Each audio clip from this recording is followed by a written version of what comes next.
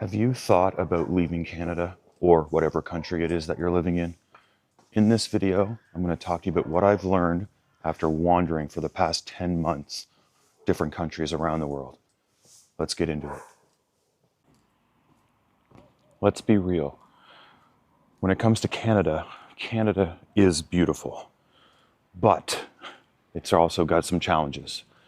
High cost of living, rent, groceries, car prices, insurance, telecom prices, internet, etc.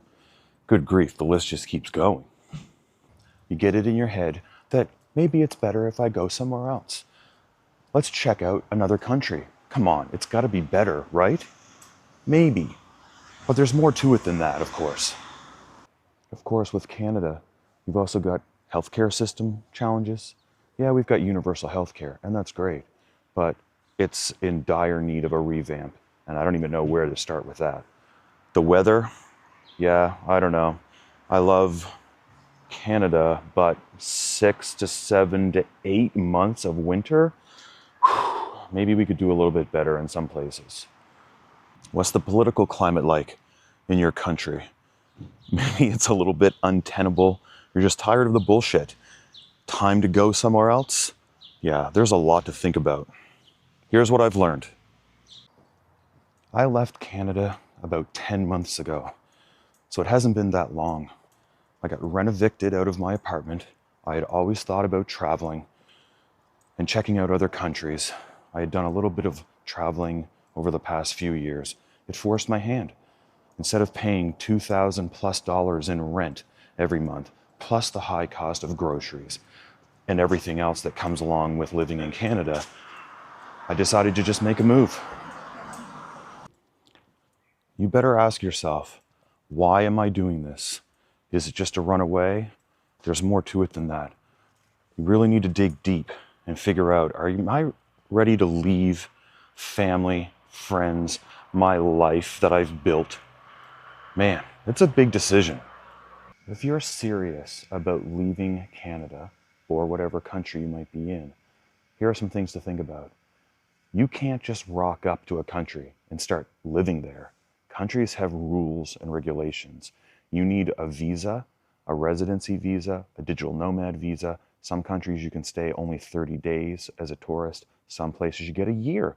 So you really need to do your research about where you might be able to go. What about healthcare in the new country you're going to be in? Yeah, a lot of places don't have just universal healthcare. You might need private insurance. Are you going to pay for things out of pocket? Man, that's a lot to consider.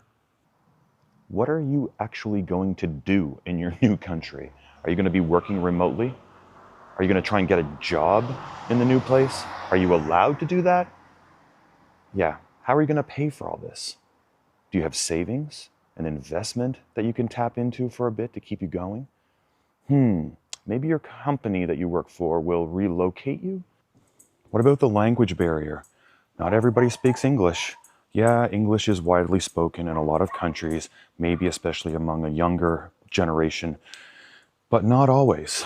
So, are you going to learn the language? Are you able to learn the language? Having a sense of community is huge. So wherever you end up going, you really need to look into joining some expat groups, maybe volunteering, because you need some kind of a social network and you need something to do.